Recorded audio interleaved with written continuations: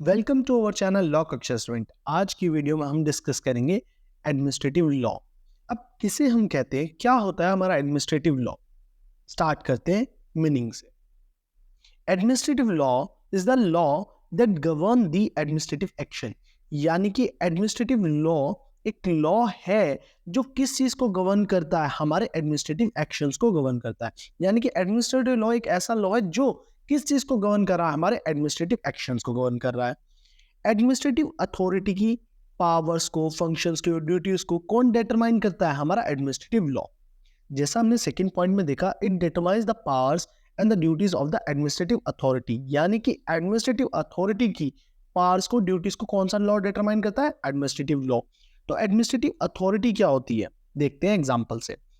Water prevention and control of pollution act 1974, wild life protection act 1972। तो इनमें जो authority है, जैसे central state pollution control board, ये क्या है, एडमिनिस्ट्रेटिव अथॉरिटी है। तो हमारा एडमिनिस्ट्रेटिव लॉ इस अथॉरिटी की पावर्स को, ड्यूटीज को डिटरमाइन कौन सा लॉ करेगा, एडमिनिस्ट्रेटिव लॉ। क्लियर। जैसे हमने सेकंड एग्जांपल देखते हैं, वाइल्ड लाइफ एक्ट की अगर हम बात करते हैं तो नेशनल टाइगर कंजर्वेशन अथॉरिटी, ये क्या है, ये एक एडमिनिस्ट्रेटिव अथॉरिटी है। और एडमिनिस्ट्रेटिव लॉ इसकी पावर्स को, ड्यूटीज को क्या करेगा, डिटरमाइन करेगा। Clear. Come to the next slide. Definitions by different jurist. अब देखते हैं एडमिनिस्ट्रेटिव लॉ की डेफिनेशन डिफरेंट जूरिस्ट ने क्या क्या दी है। First jurist K C Davis. Administrative law is the law concerning the powers, procedures of administrative agencies. अगर हम बात करते हैं अकॉर्डिंग टू केसी डेविस, तो एडमिनिस्ट्रेटिव लॉ क्या है, एक ऐसा लॉ जो किस चीज से कंसर्न करता है, पावर से, प्रोसीजर से, किसके, एडमिनिस्ट्रेटिव एजेंसी के। यानी कि एडमिनिस्ट्रेटिव एजेंसी की क्या पावर्स है, क्या प्रोसीजर है। अगर कोई लॉ एडमिनिस्ट्रेटिव एजेंसीज की पावर्स को, प्रोसीजर को बता रहा है, तो वो लॉ क्या है, administrative law. Clear. Come to the second jurist Ivor Jennings. अब इन्होंने क्या कहा, administrative law is the law relating to the administration. यानी कि अगर कोई भी लॉ किससे रिलेटेड है, हमारे एडमिनिस्ट्रेशन से रिलेटेड है, तो वो लॉ क्या कहलाएगा, एडमिनिस्ट्रेटिव लॉ कहलाएगा। यानी कि इन्होंने बहुत वाइड डेफिनेशन दी इसकी, एडमिनिस्ट्रेटिव लॉ की। Administrative law is the law relating to the administration. It determine the organisations, powers, duties of administrative authority. Administrative authorities की क्या पावर्स है, क्या ड्यूटीज है। अगर कोई लॉ बताता है या कोई लॉ हमारे एडमिनिस्ट्रेशन से क्या है, रिलेटेड है, तो वो लॉ क्या कहलाया जाएगा, एडमिनिस्ट्रेटिव लॉ कहलाया जाएगा। क्लियर। अब बात करते हैं क्रिटिसिज्म की। जो आइवर जेनिंग ने डेफिनेशन दी थी एडमिनिस्ट्रेटिव लॉ की, उसे क्रिटिसाइज करा गया था। क्यों क्रिटिसाइज करा गया था, रीड आउट करते हैं। It does not include the remedies available to an aggrieved person.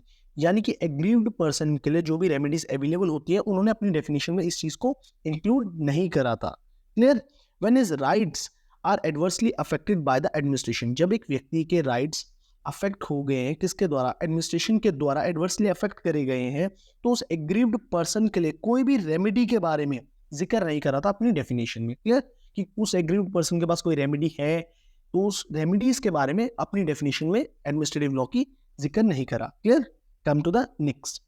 इनकी जो डेफिनेशन थी, यानी कि जो इन्होंने डेफिनेशन दी थी आइवोर जेनिंग ने, वो डेफिनेशन बहुत वाइड थी। क्योंकि इन्होंने अपनी डेफिनेशन में कहा administrative law is the law relating to the administration. यानी कि ऐसे लॉ जो किससे रिलेटेड है, एडमिनिस्ट्रेशन से रिलेटेड है। तो इनकी बहुत वाइड डेफिनेशन दी थी इन्होंने एडमिनिस्ट्रेटिव लॉ की। क्लियर।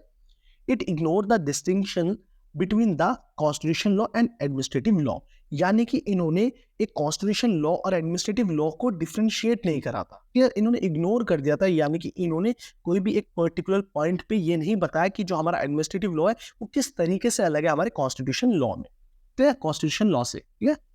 अब बात करते हैं थर्ड जूरिस्ट की, प्रोफेसर एच.एल.ए. हर्ट।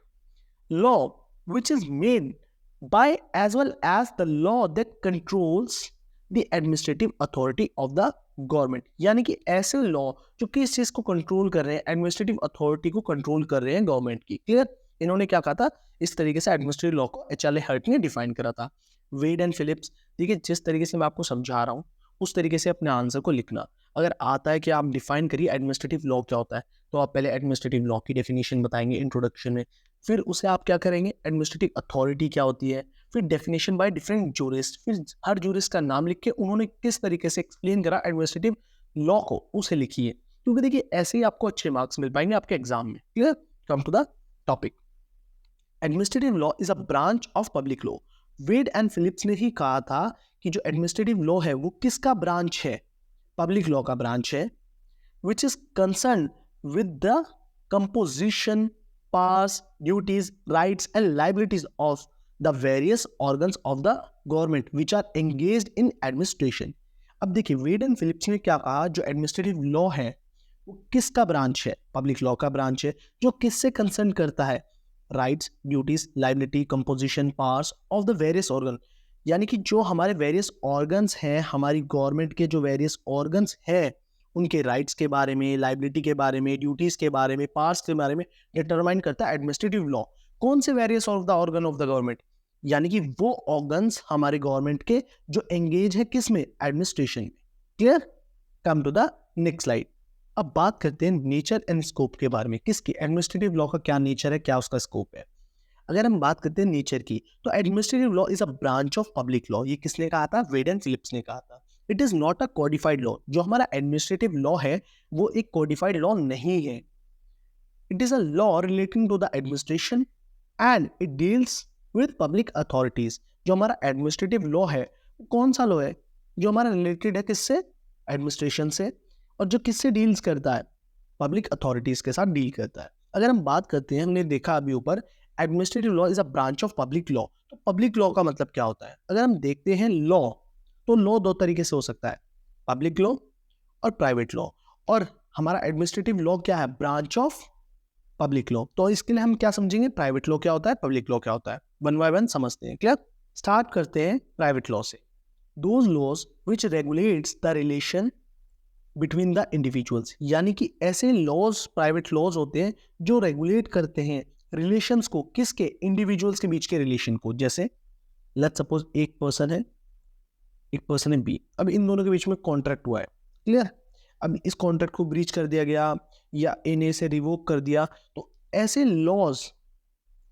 लॉज जो इंडिविजुअल के रिलेशन को रेगुलेट करते हैं वो लोग क्या कहलाते हैं? प्राइवेट लॉ कहलाते हैं। Clear? Let's suppose Indian contract act. अगर हम बात करते हैं पब्लिक लॉ क्या होता है? ऐसे laws, those laws which regulates the relations between the state and individual. जो लॉज क्या करते हैं? रेगुलेट करते हैं रिलेशंस को किन किन के बीच में? स्टेट और इंडिविजुअल के बीच में। तो वो लॉ क्या कहलाते हैं? हमारे पब्लिक लॉ कहलाते हैं। Example administrative law. Clear? Come to the next slide. Administrative law is mainly concerned with the control over the exercise of legislative, judicial and executive power by the administrative authority। यानी कि administrative authorities के द्वारा जो power exercise करी जाती है, कौन कौन सी पावर?